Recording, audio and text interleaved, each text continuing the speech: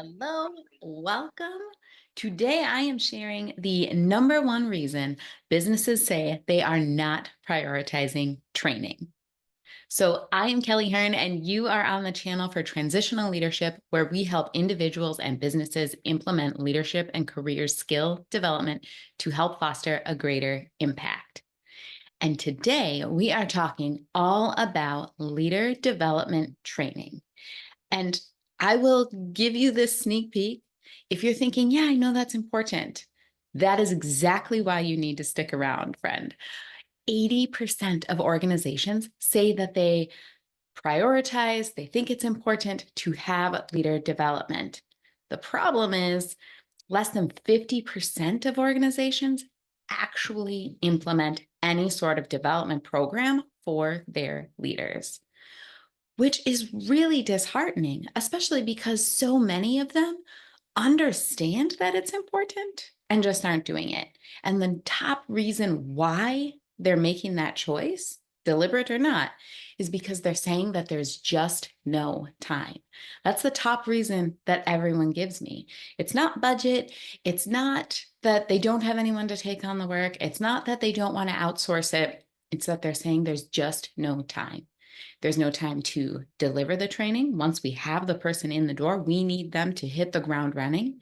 And we don't have time to carve out and actually create the training for those leaders. And to that, I would say you likely need to take a hard look at where you're spending the time today, because it's all in there. It's just a matter of how you're handling it. So let me give you an example.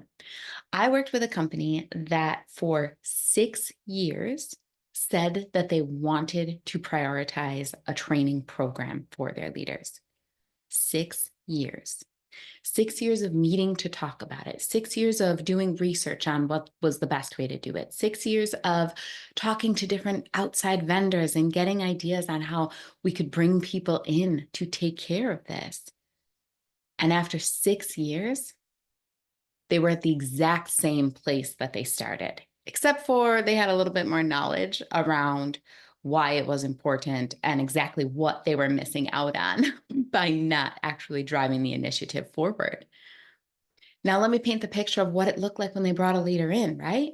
So they had all of the knowledge around what they were missing, but then as they brought in each new person, they would drop everything, reschedule every meeting and every project to make sure that they had enough time to get, new manager Marcus up to speed.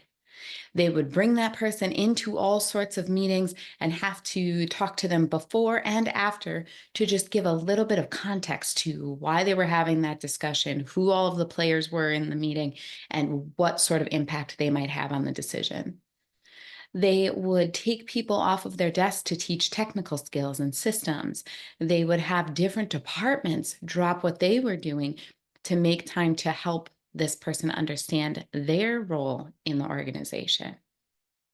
How much time are we giving to this stop, drop, and roll every single time the fire crops up and not actually taking the preventative measure to make sure that this Marcus, in our example, has a great experience and knows what he needs to know?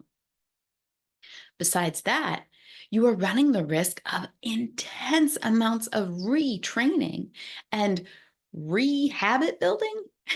Because think of it this way: Marcus could come into the organization, have a good foundation of, the technical skills and what sort of team that he's going to be managing, and then get the opportunity to shadow with a senior level manager or one of his peers that has a very specific niche way of doing things.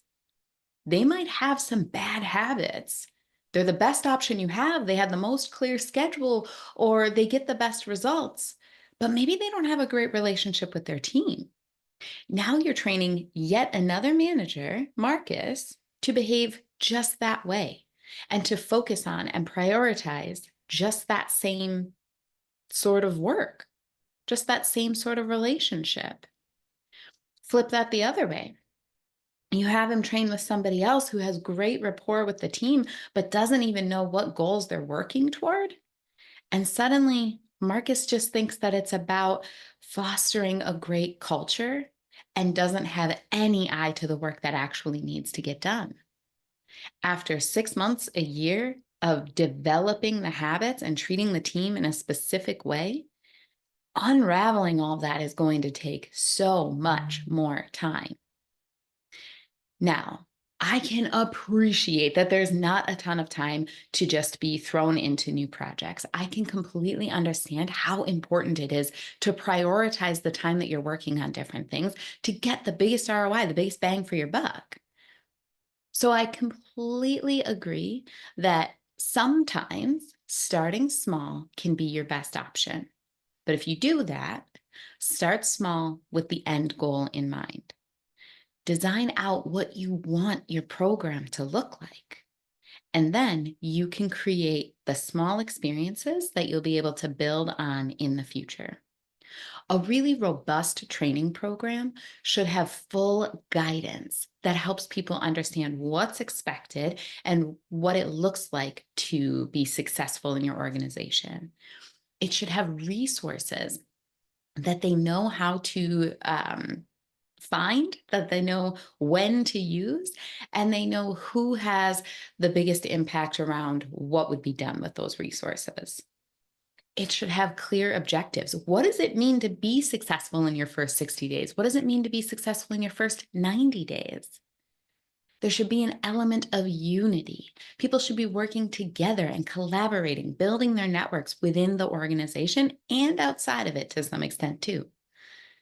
And there should be an element of time. We're going to dedicate this time upfront, and we expect this result within the training program and beyond it.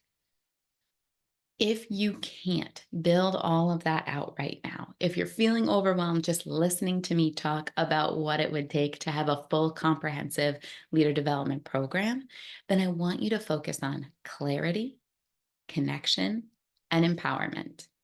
Go into the blog, learn more about that, because those three topics are going to be some great limited foundational skills that you can build on later.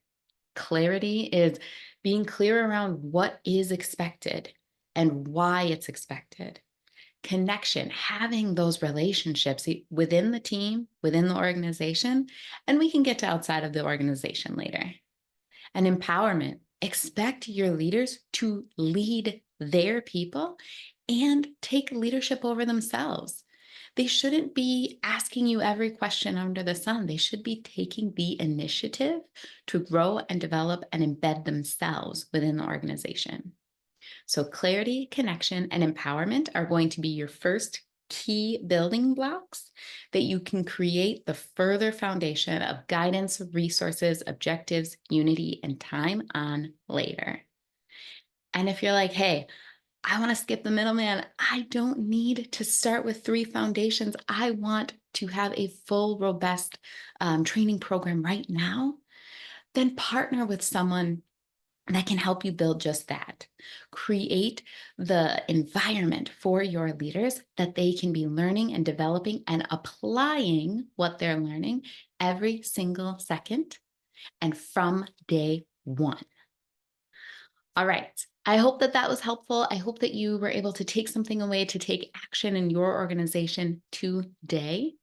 If you learned from this video, please like and share it with a friend who needs this content as well. That is how we spread the message so that we can further foster a greater impact around leadership and career skill development. All right, friend, I will talk to you soon.